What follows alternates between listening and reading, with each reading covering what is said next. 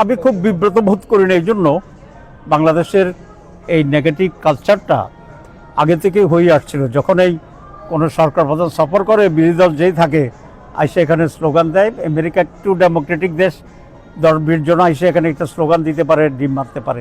এটা একটা bad culture নিঃসন্দেহে।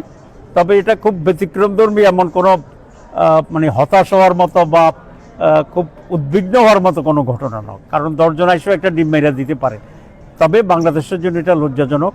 এই কালচারটা খুবই নেগেটিভ, এটার অবসান হওয়া উচিত। এখানে যারা করেছে তারাই অপমানিত হয়েছে, যারা করেছে তারাই কন্ডেমড হয়েছে, তারাই বাংলাদেশকে অসম্মানিত করেছে।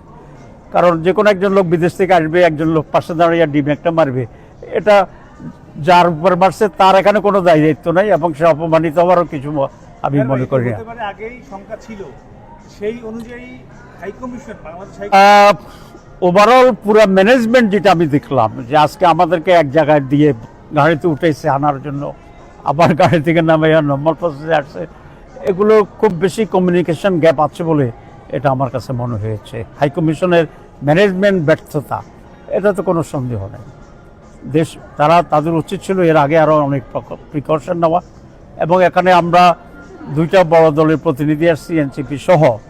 কোঅর্ডিনেশন থাকলে আমরা সব একসাথে আসলে আওয়ামী লীগের এখানে কারো সাধ্য ছিল না এটার ধারে কাছে আসার জন্য। অল্প কটা কৌতুক আছে।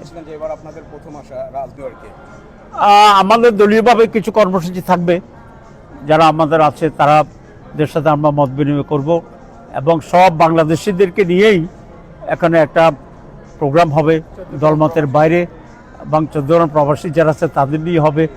জামাত ইসলামীর যারা এখানে বিলং করে নানাভাবে নানা নামে, তারা এখানে বেশ অনেকগুলো প্রোগ্রাম অর্গানাইজ করেছে। বিশেষ করে আমি বলেছি সকল দল মত মিলিয়ে সকল মানুষের একটা গ্যাদারিং করার জন্য। তা আমরা আশা করি সেটাও তারা করবে।